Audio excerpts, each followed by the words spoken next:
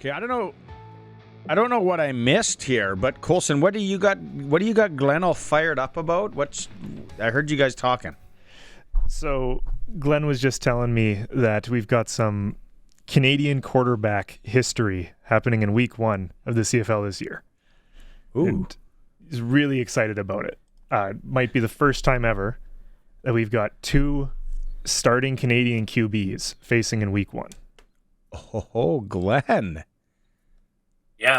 Yeah, Barney, I'm, this is the time of year I get my charts together. I start to look at the guys that are going to be starters. You pretty much can nail most of them at this point, especially the quarterback position. And my first 2 games, first in Saskatchewan for the opener against Ottawa, and then I travel back to Vancouver for the Lions and Edmonton matchup with Snoop Dogg.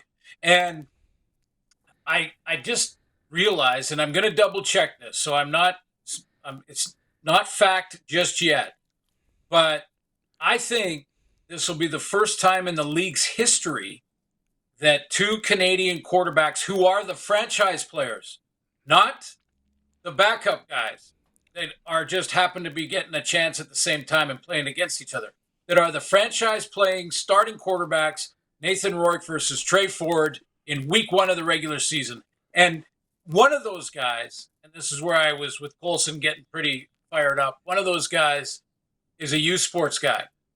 And what a feather in the cap to all the coaches at U Sport, all the universities and all the athletic programs that keep working to keep those programs alive. I know better than most that that's not easy because of the work we were trying to do at SFU and get that football program back, which doesn't look like it's going to happen.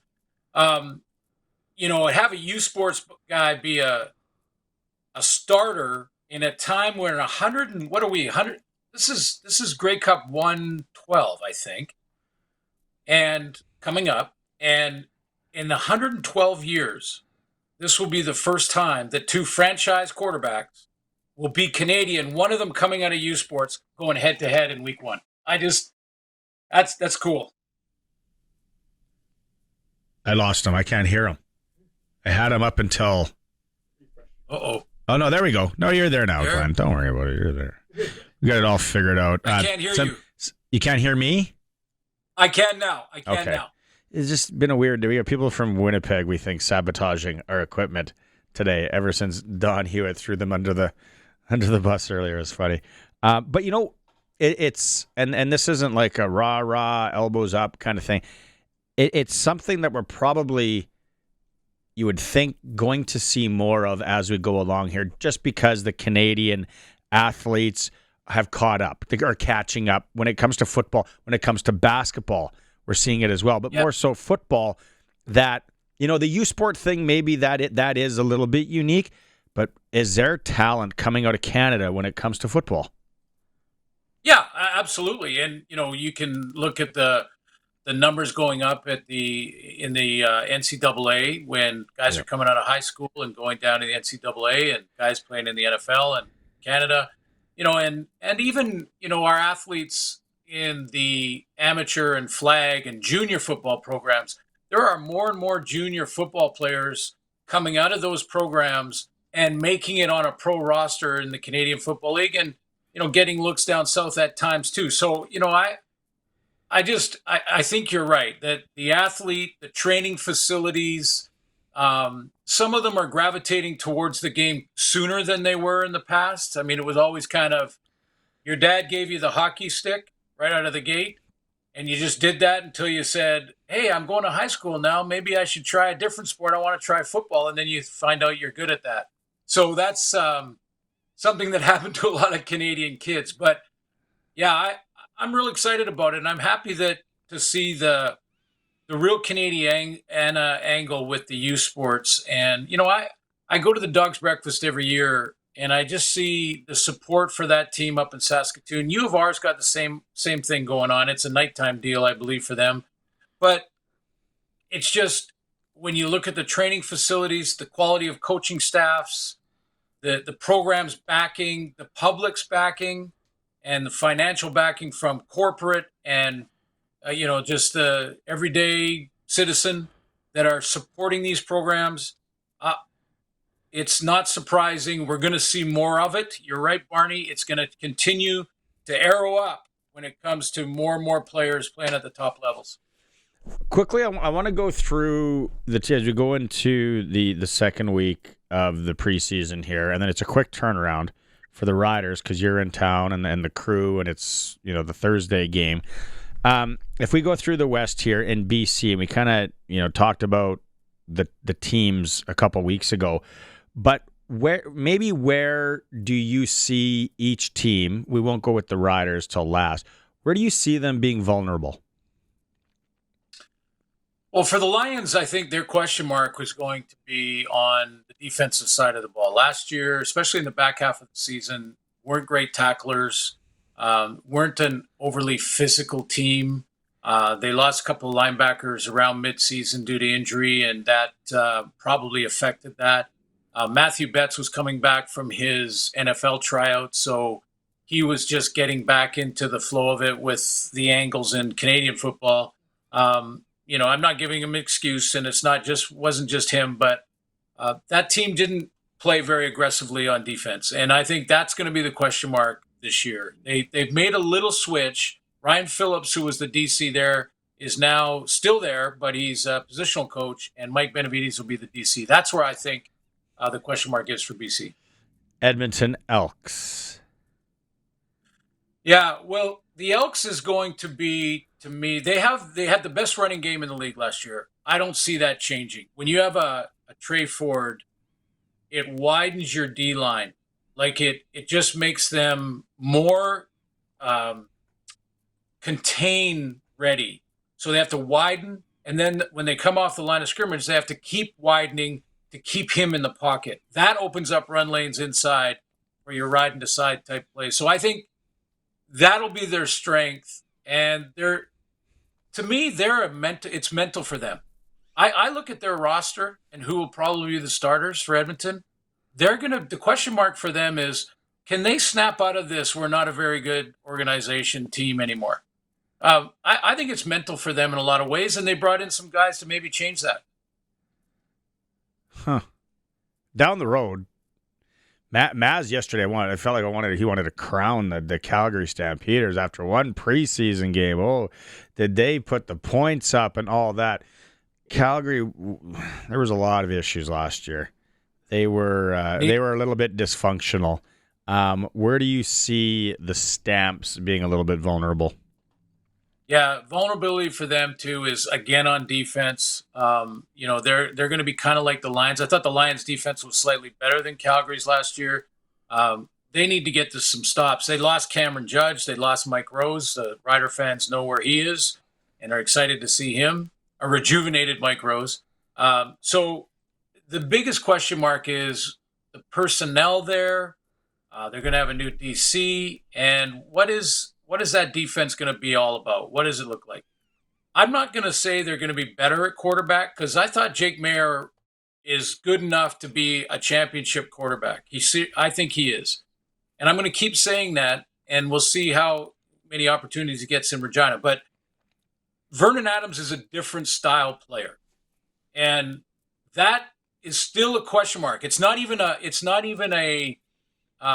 strength yet to me. It's a question mark because Dave Dickinson is structured, was a pocket passer. Vernon Adams is a bit of a freewheeling, deep ball guy that loves to just get out, sling it, and move around in the pocket and all that stuff. So it's still a question mark. There's more question marks in Calgary than than notable strengths right now. That's for sure.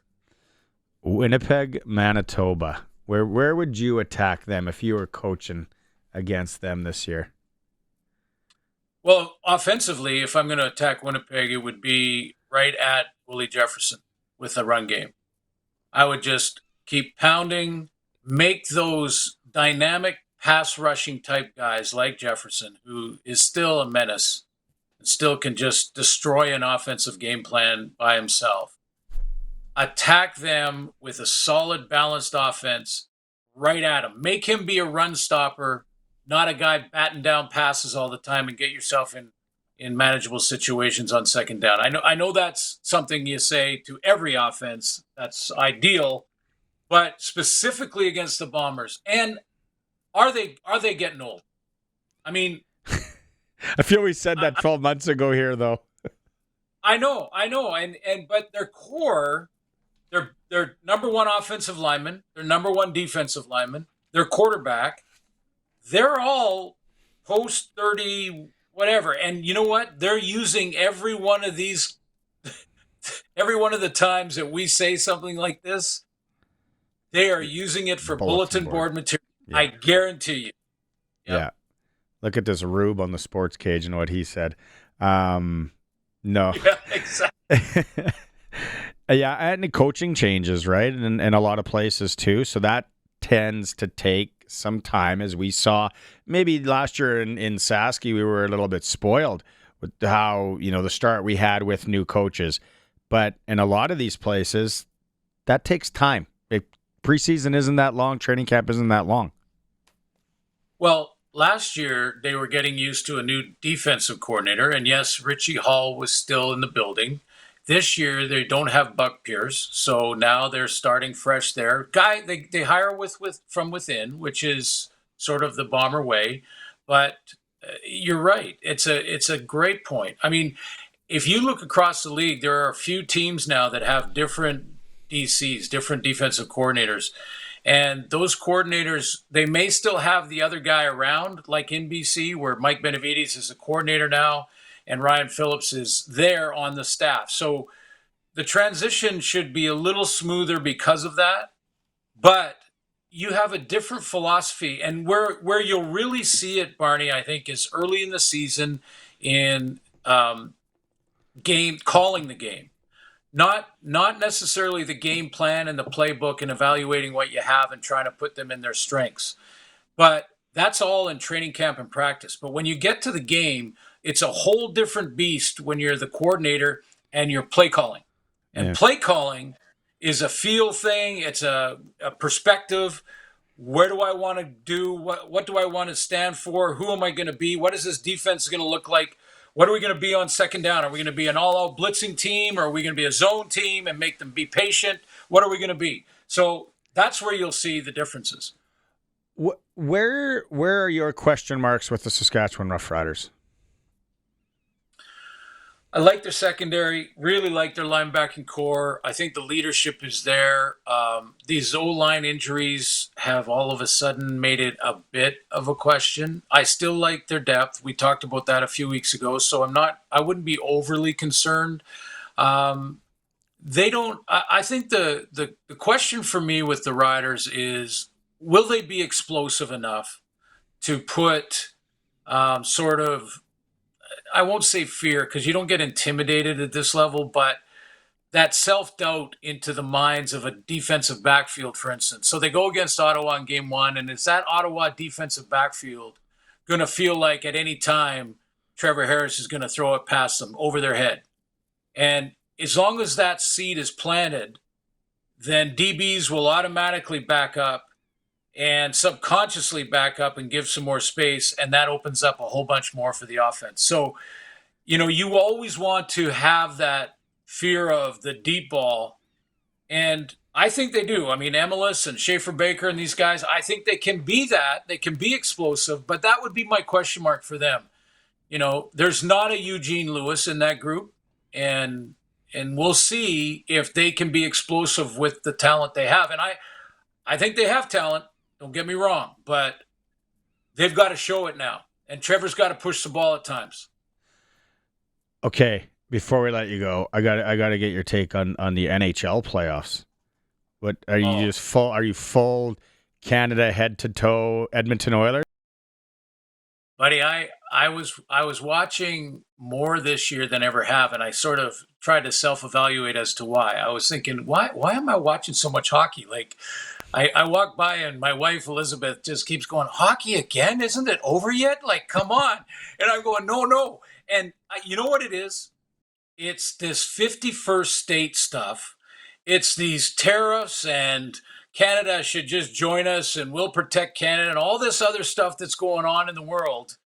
And how it feels a little bit disrespectful, and we are waving our Canadian flags, being patriotic. So if there was ever a year that we could crown a Canadian hockey team, put them back. How many years has it been, Barney, since we've won? 30, 31? Canadian team has been a Stanley Cup champion.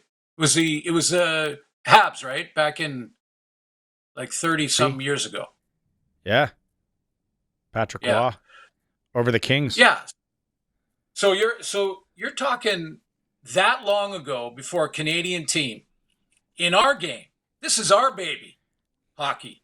So and I listen. I know that the rosters are made up of a lot of different players from different parts of the world, but a Canadian team winning it in the why don't they just be the 51st state year? To me, would be the major, you know what, to that whole thing. I would love it. So I'm watching every second. I'm watching every penalty kill, every power play.